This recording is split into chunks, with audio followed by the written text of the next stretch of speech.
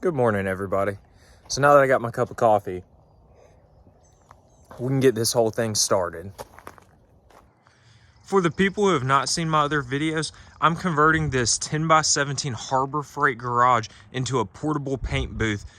We'll be painting this 69 Camaro. As you can see, I've removed a lot of the trim. Today, I'm gonna start sanding it. But before I start the sanding process, I'm gonna go ahead and show you guys what materials I'm using. This is more of your DIY job. So this isn't necessarily what you would see in a professional shop, but this is what I'm gonna use, and we'll see what the results look like. So first I'm gonna go over the materials, how much it costs to build the booth, and then we'll move to the compressor side. These portable garages at Harbor Freight are normally around $230. They're on sale a lot of times for maybe $200 plus tax, but I bought this from somebody on Facebook Marketplace. It was brand new in the box for $140. The next thing I bought on Facebook Marketplace was this inline duct fan. That I think online on Amazon is about $100, but I got it for $30, also brand new. Couldn't find one of these exhaust fans online, so I had to get it off of Amazon. I got it with the plug and the wiring. It came as like a little kit for about $60 or $70. The wood was another, I would say, $20 to build this frame to hold my exhaust fan. I had to buy this 6-inch ducting. Even though that's an 8-inch fan, I use like an adapter. I believe the adapter was $10. The duct for a 25-foot piece was $20. And then the piece up top, get a little closer to it, I think it was another about $10 for that. The filters in it, I bought the cutaway filters, were less than $10. And then I bought 2 of these tarps from Harbor Freight, the big ones. They were $19.99 a piece. I only have one down right now. I figured in case it rained while the car was out here with a lot of stuff off, like the hood and trunk that I'm going to take off today, I figured I could put it over the car just to keep the motor and the trunk all dry. So that was pretty much as far as building the building. I did add concrete blocks with some concrete screws. That was an additional cost. The lights up top, they were $19.99 a piece. And then the 5 light system from Harbor Freight, I believe it was about $40 or $50, plus the bulbs, LED bulbs. They were another $20 for a pack of 6. As far as the building, that's pretty much it. I had some other concrete blocks and bricks that I stacked on the outside, but I already had those, so I didn't actually have to pay anything for those. I did buy these from Harbor Freight to put some items on. They were on sale. They were like $10 a piece. And then I do have extension cords already because I'm a little bit of ways from my house. You can see my house is way down there. So I had to take all of this into consideration, where my booth was going to go and how far I was going to have to run cords and everything. So I did buy one of the 12 gauge 100-foot cords from Harbor Freight. That's this one right here. That was like, I think, $86. So that was pretty expensive. But let's move to the compressor. This is the compressor we're using. It's a Husky 30-gallon 2-stage compressor. This is pretty much the best one you can get that runs on 120 volts. That was one of the biggest factors in my decision making. When painting, a lot of times people want a 60 or 80-gallon compressor, but those are always going to be 240-volt compressors, which was okay. I was going to wire up that, but the problem is 60 and 80-gallon compressors typically don't have wheels like this. You have to kind of mount them on a pallet and be somewhat close by to what you're using. You could put a really, really long air hose on it, but that's not ideal for painting a vehicle because it works kind of similar how resistance works with electricity. The longer the cord, the less air pressure you're going to get. So from what I've researched, the best size and length cable you want on your compressor for painting is a 3/8 hose at 25 feet. So if I had a big 80-gallon compressor over here, to get all the way up to where the car in that booth is, I would have to have over 100 feet of air hose, and that's just not ideal. So that's why I pretty much tried to figure out what is the best 120 volt compressor I can use, because this is on wheels. It is very heavy, but I can roll this all the way up there with my 100-foot thick extension cord, and then just use the 25-foot and then roll this back to where it needs to go. So that was kind of part of my decision making with this. And these numbers do play a factor. So once we go inside and look at the paint guns, we'll kind of touch on these. So you can see it takes a lot of materials to paint and prep a car. So this is what I'm going to be working with. I probably do have some other oddball materials that I'll be using, but this is pretty much everything that you're going to see. So here's that 25-foot hose we're going to go with. You can see I've got some of the higher quality kind that they had at Harbor Freight, just so it lasts longer, flex a little better. But it's 25-foot 3/8 hose. And I went with the high flow adapters.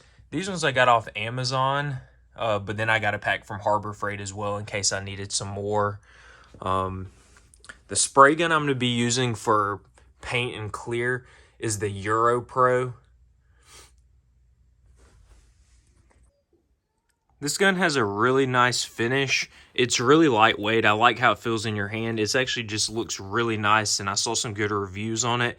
And one of the biggest reasons I went with it is you can see this one is the EVOT 1.4.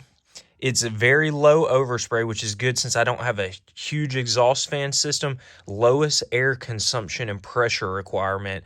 So even though this is an HVLP gun, you can see it says it uses the latest LVLP technology. And the reason it says that is because it requires a very low air pressure. Even though it's 11 to 13 CFM, that's rated at 19 PSI. So my compressor, as you saw, it was like 7.7 at 40. At 19 PSI, we should be somewhere in that range of 11 to 13, which is kind of bare minimum. But for what we're doing, that'll actually be great. And this gun will work really well because it puts out a lot less overspray. It may not spray as fast as some of your, bigger professional guns, but for what I'm doing, it will work really well. And then also what I didn't say is I got the adapter. I believe that one's S27 adapter with the 3M PPS system. That just lets you not have to use the plastic cup like this. These, if you've ever used them before, they tend to leak, and you got to wash them for any kind of substrate you change, clear, primer, anything like that. So these are just disposable. They have a liner inside, and you can just swap them out really quick, and the kit came with a bunch of stuff. The other guns I have are these Harbor Freight guns. These are like $10 a piece when they're on sale. Same thing. The reason I got them, 6 CFM at 40 PSI. Continuous 30 gallons, so my compressor can hang with those as well. This is another one that they have. I already took it out of the box, but it's also a low CFM requirement. These I'm going to use for the primer and sealer. I'm not going to lie, those are really cheap guns. They spray okay. I've sprayed with them before. So for primer, they're fine, but I consider them more like throwaway guns. They have very cheap parts inside. So I'll spray with it. I still usually clean them and keep them, but I'll never want to spray like a good job again with those. The only gun that I'll be like cleaning really well is this one. And I also have lacquer thinner and acetone to clean them. But this is 3M's high power spray gun cleaner. I got some of that. I heard it works really well, so we're going to use that to clean the guns also. On our gun, we'll be using this inline filter. You can see it here. It keeps water out of the line. And we'll also be using this DeVille Biss pressure regulator. We got some spreaders. These are plastic paper with the tape already on it to help you tape things up. We got 3M tape. And one thing, I thought I got ripped off with these, but they actually fold out. One's like 36 inches, 18 inches, and 12 inches. It's just folded in there. You can see various sandpapers that'll go on this electric piece. They're hook and loop, so they just stick on. We got guide coat right here, the powder style. That just helps you see your highs and lows. We got some Bondo. That's what the spreaders were for. And then to get lines really straight, you need Durablocks. It came with some soap, I don't know why, but you got your different blocking bars. And then I got a roll of this, I think it's 25 feet of sandpaper. Got various sandpapers over here, some random ones, gloves. And then this I've actually seen a lot of videos on. It works really well, aircraft remover. Some people don't like using these strippers on old school vehicles, but I only have 7 days to finish this project. So anything that'll speed up the process is gonna help me. So I'll be using this on certain areas.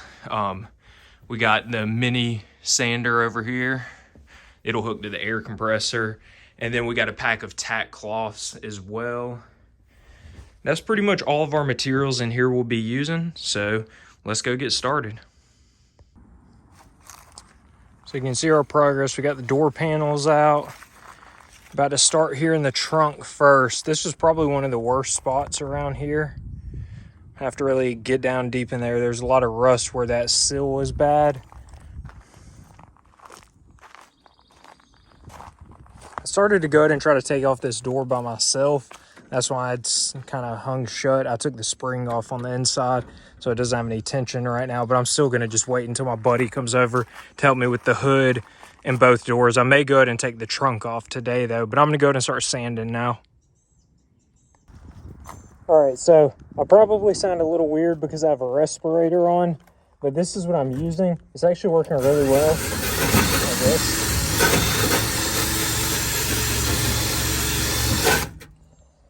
And it's really getting down into there. We're cleaning it up. You can see some of the hints of the original color in there, the Le Mans blue. So we're gonna keep working.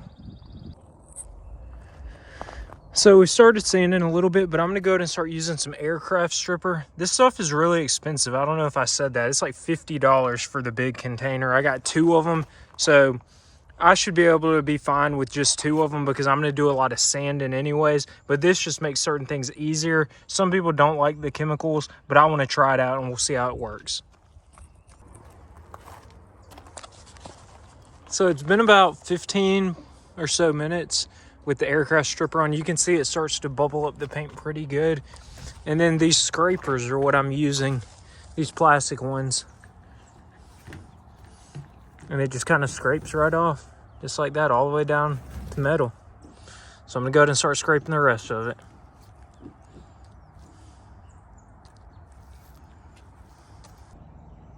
Here's our update video with the aircraft stripper.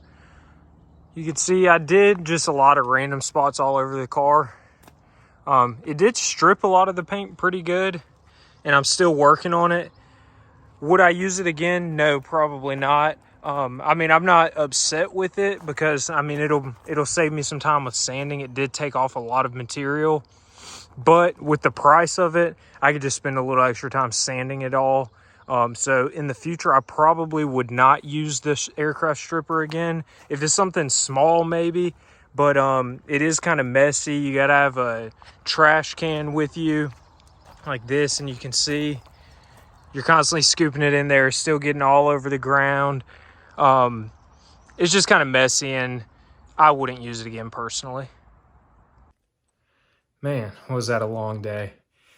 Well, we got a lot accomplished, but maybe not as much as I wanted to, but it's still a lot done. There were a couple things that kind of took me longer than expected. Like when I was trying to get the passenger side door panel off, I had to cut the window roller off with an angle grinder, so that took a minute. A guy wanted to come look at one of my motorcycles, so I was talking to him and his cousin for a little bit while they were looking and deciding if they wanted to buy it. So that got me away. But overall, I'd say it was a good day. We did get a lot done. Tomorrow is supposed to rain, so I am going to go get my paint materials, try to do some stuff that I can do while it's raining. But I'll video that as well and do an update then. And I'll see you guys tomorrow.